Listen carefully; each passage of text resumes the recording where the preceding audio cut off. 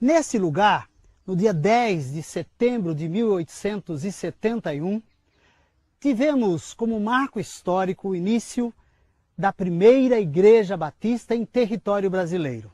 Teremos a oportunidade de deixar uma marca, um obelisco que celebra este momento, que você será muito bem-vindo para juntos celebrarmos, glorificarmos, exaltarmos o nome do Senhor pela história do povo batista no Brasil. Deixar uma marca, um obelisco, um obelisco, um obelisco. Relatado nas escrituras como poste ídolo, o obelisco, um objeto fálico, é um símbolo de pagão de nações antigas. É um objeto de adoração a deuses falsos, principalmente a Baal. Segundo escritos antigos, o primeiro obelisco foi erguido pela rainha Semíramis, na Babilônia, a esposa de Nimrod, mãe de Tamuz. O principal motivo para a construção de um obelisco é a adoração ao deus Sol. Por representar o órgão sexual masculino, o obelisco significa que os senhores do mundo estão perpetuando o domínio em favor de Ra-Satã. Um dos obeliscos mais famosos do mundo se encontra na Praça do Vaticano.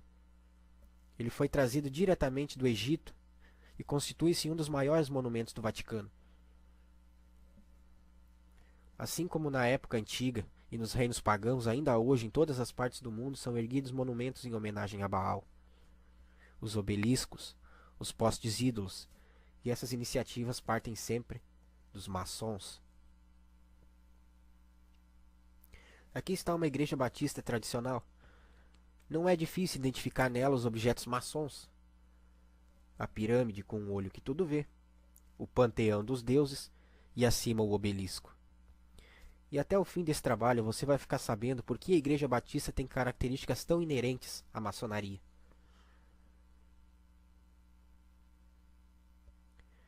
Essa letra M significa maçonaria. Ela está no avental do grão-mestre maçom. Aqui, Lev, Baal e Osíris, a trindade maçônica. Atrás a pirâmide Illuminati com um olho que tudo vê, maior símbolo maçom. E por trás de tudo está o Baphomet.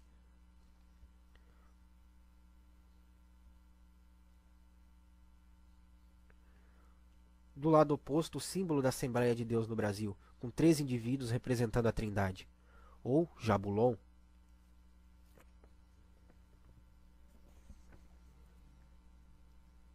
O M da maçonaria.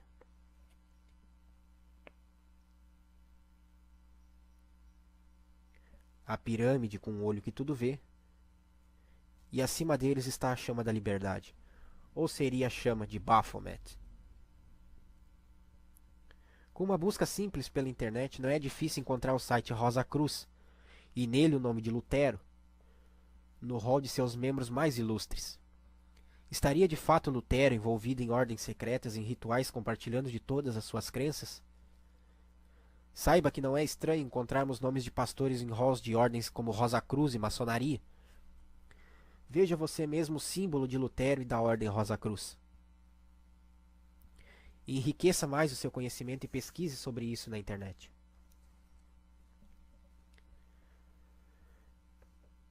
Em 1723 foi publicado o primeiro estatuto da Grande Loja de Londres, conhecida mundialmente como Constituição de Anderson, por ter sido coordenada e regida pelo reverendo da Igreja Presbiteriana James Anderson. É inegável que a maçonaria moderna foi organizada pela influência protestante.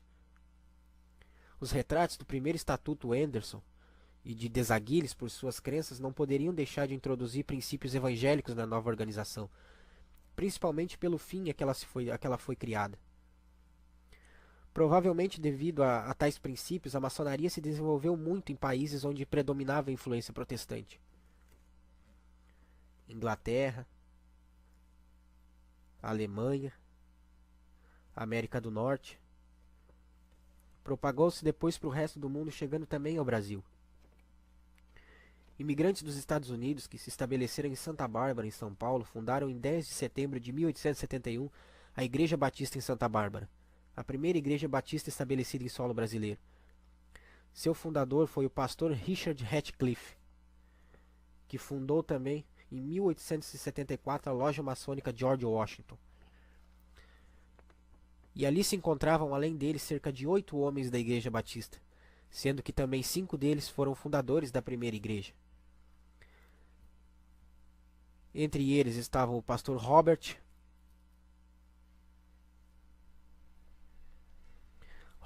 Thomas Potter. O pastor Thomas foi interino por diversas oportunidades, tanto na primeira igreja quanto na Igreja Estação, a segunda igreja fundada em 2 de novembro de 1879.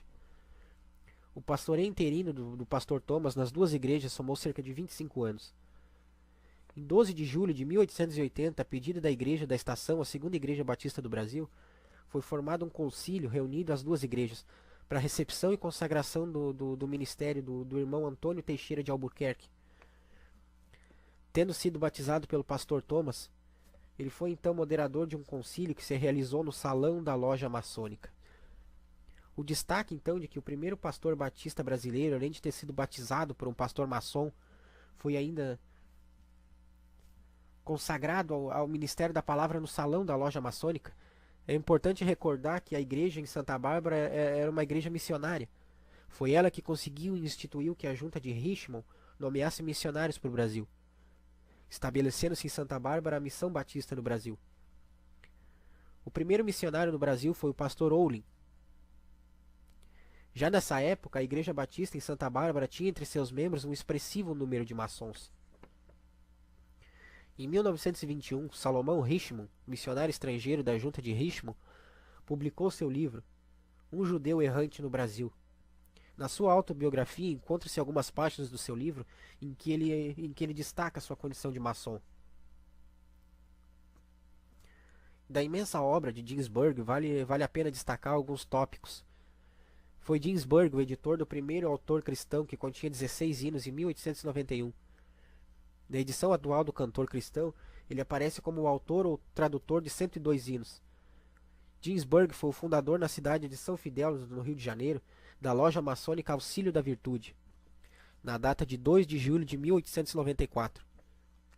Segundo o que consta no Jornal da Igreja Batista, número 30, de 24 de julho de 1894, o primeiro templo batista construído no Brasil foi o da primeira Igreja Batista de Campos, edificado sobre o pastoreio de Salomão Ginsburg, e com colaboração financeira da maçonaria.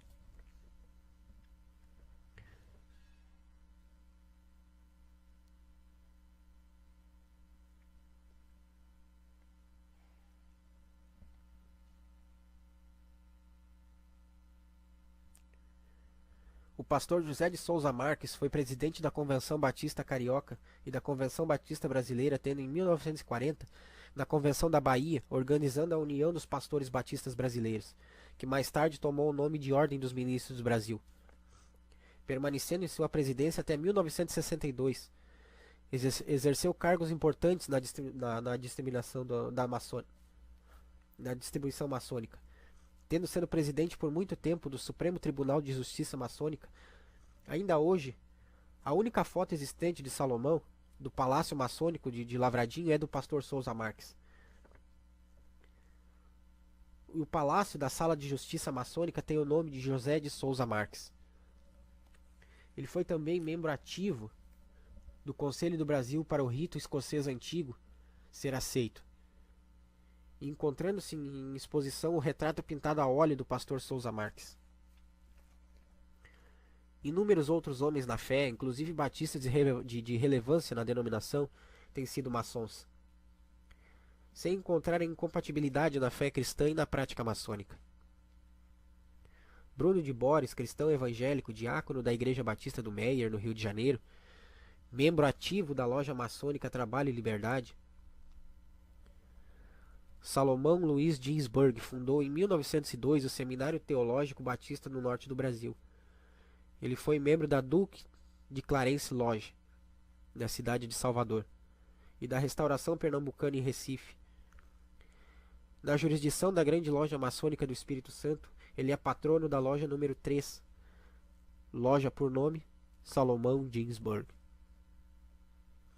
David May, reitor do Seminário Teológico Batista do Norte do Brasil durante 40 anos, pastor da Igreja Batista do Cordeiro, segunda igreja batista fundada no Brasil, presidente da Convenção Batista Brasileira, em várias oportunidades maçom atuante da loja Cavaleiro da Cruz.